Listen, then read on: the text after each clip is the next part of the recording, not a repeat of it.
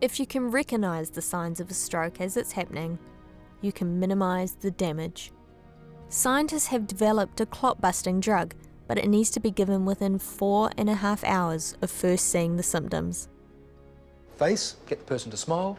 One side doesn't move, that's a clue. Get them to lift their arms up. If one side drops away, that's a clue that someone's having a stroke. Get them to say something. If they can't get their words out or it's slurred, that's a clue that someone might be having a stroke.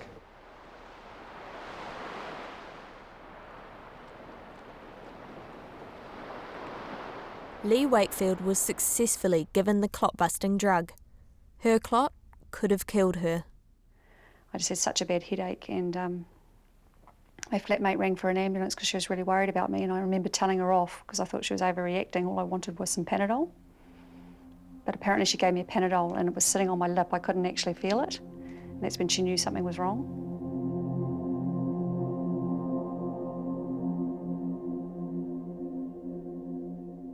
We spend our lives discovering who we are, but what happens when the person you thought you were is no longer you? I'm a police officer, I'm a detective in Auckland City. So what that means is I investigate serious crime that happens within Auckland City. Physically, Lea looks well. She's even back at work. But psychologically, she's changed. I felt like I had a personality change. It was like one day I woke up, had a stroke, and I'm not the same person. And it was really hard to get my head around the fact that my confidence, my ability, the things that I sort of do and like doing, I couldn't do.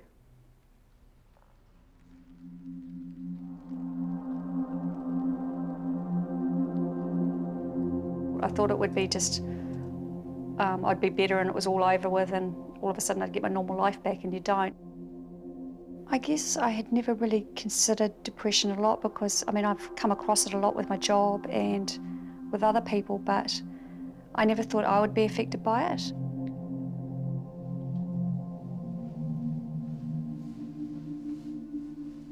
Applying the principles of a hardened detective, she buckled down and worked to recover her strength. But she was stumped by the way the stroke changed her emotionally. People would just have to talk to me and I'd start crying, and it wouldn't even be anything that they'd said, it would just happen. And I found that very overwhelming and quite embarrassing. And I didn't want to go back to work until I could get that under control, because I didn't want to be at work and then all of a sudden be in tears and feeling like a basket case, because I just got really self-conscious about it. She had always prided herself on being organised and in control. Her stroke was so unexpected, she's terrified it could happen again. That really, really worried me at the beginning. I was so scared about that it might happen again and that I'd have to go through all of this again, and I just didn't know if I'd be able to cope with having it all happen again. I actually still don't know if I could, because I just don't, the thought of it happening again worries me, and every time I get a headache I get sort of a bit panicky. And I mean, there's a little bit of a difference between a headache and a migraine, and I felt like I had a migraine the day I had a stroke. I just get a bit worried when I do have headaches and things, and hope it's not happening again. Mike Brown's stroke resulted in a paralysed left arm.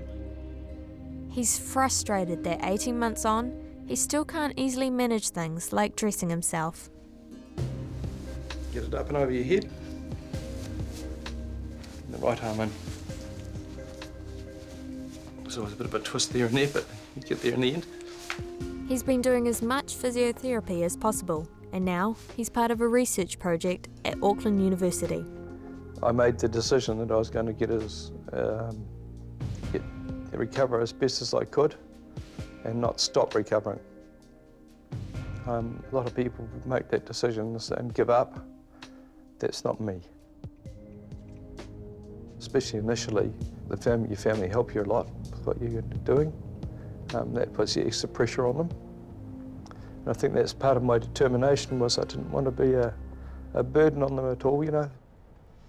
Neuroscientists are beginning to realise how much the brain can change and recover functions lost after a stroke. This New Zealand research is a world first. It's testing a way to change the stroke-affected brain. I think it's been quite recently in the last few years that neuroscientists like us and others all around the world have realised actually the brain's capable of huge amounts of change throughout your life, even after big neurological injuries. This device gives off a safe magnetic field.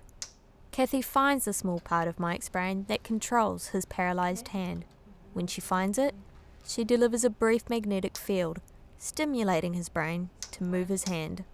I don't feel anything at all in terms of it doesn't hurt or anything like that. The only thing that I do find is maybe the next day I'm quite tired. Now they've found those brain cells, they can begin the process of waking them up. This is called priming, and this is a form of magnetic stimulation, so it's safe and painless and non-invasive. And what it does is it uses a very weak magnetic field to activate the cells near the top of the brain, and in this instance we'll use them to activate the part of the brain that controls Mike's left hand.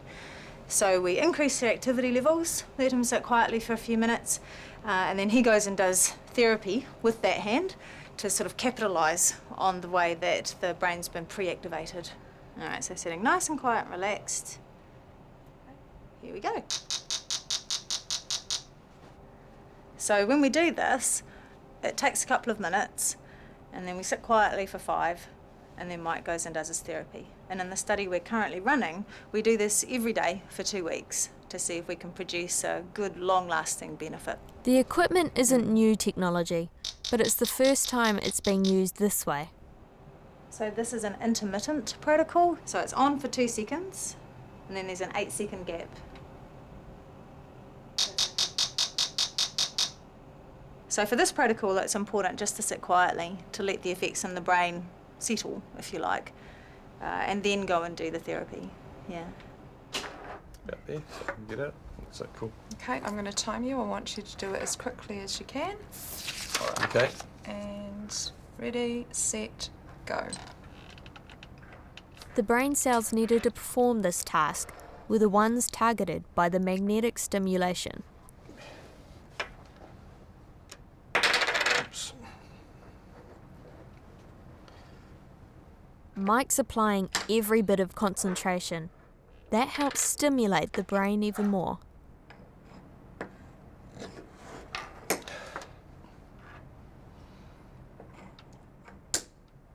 His determination makes him an ideal candidate for the study. Very nice.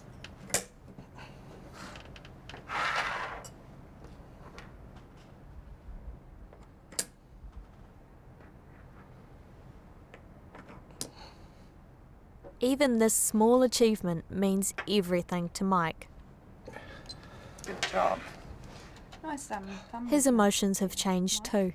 I suppose the first thing that went through my mind was, you know, how's this going to affect me and my family?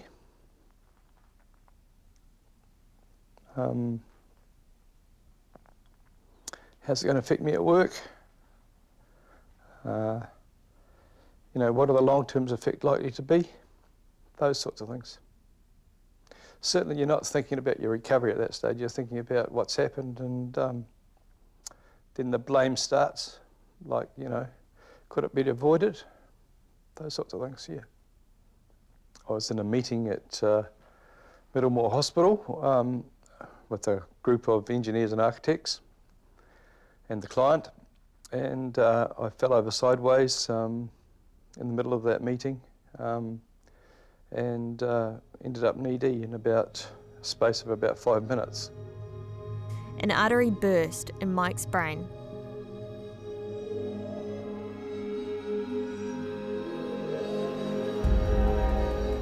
When you look at the brains of people who died of a stroke, you can see the damage caused. This is the stroke here. It's, you know, moderately big. This is due to a rupture of one of the small arteries that penetrate the brain to take blood into the brain. And what can happen is if you're a smoker, high blood pressure, diabetes, you know, years and years of that can weaken the walls of the artery and they can burst, give up the ghost. And you can get this big blood clot forming. It's like a big bruise in the brain. And what happens is it actually damages that, you know, to replace that underlying normal brain. Scientists are excited by the discovery that parts of the brain might recover. more than they once imagined. All right, Mike, so these are the pictures that we took in the MRI scanner before and after you did the therapy as part of the study. So this is basically just a picture of the outside of your brain, and your nose would be here, and that's the back of your head. This area here is in the primary motor cortex, and it's the part that specifically controls your left hand. Right. So this is what you looked like before you did the therapy, and this is what you look like after the therapy. So keeping an eye on that spot, it's now in a different colour to show you it's afterwards, and it's much bigger and brighter. So this is a much more normal pattern of activity, and that tells us that after the therapy you were controlling this left hand more normally and more efficiently, and with a lot more activation in the side of the brain that was affected by stroke. So whatever improvements you've experienced with the way this hand moves, it's not because your hand has changed, it's because your brain has changed. Which is great. That's great. That's exactly what we're trying to achieve. Well, the past 18 months is all about been all about recovery, really. When you're recovering quickly in the first 3 to 6 months, you think this is great, you know, you're going to get it all back. Your hand's going to work forever and all the rest of it, but it doesn't really. You get to a point when you realise that a disability is going to be with you for the rest of your life.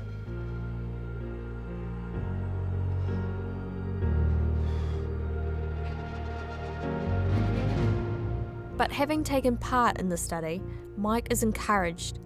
He's determined to continue to work hard.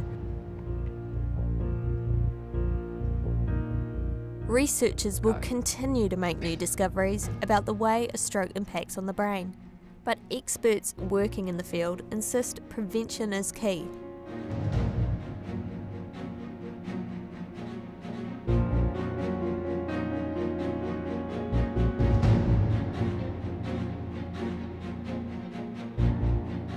After all, 17 people will have a stroke in New Zealand today. 6 of them will die. But 14 of those strokes could be avoided.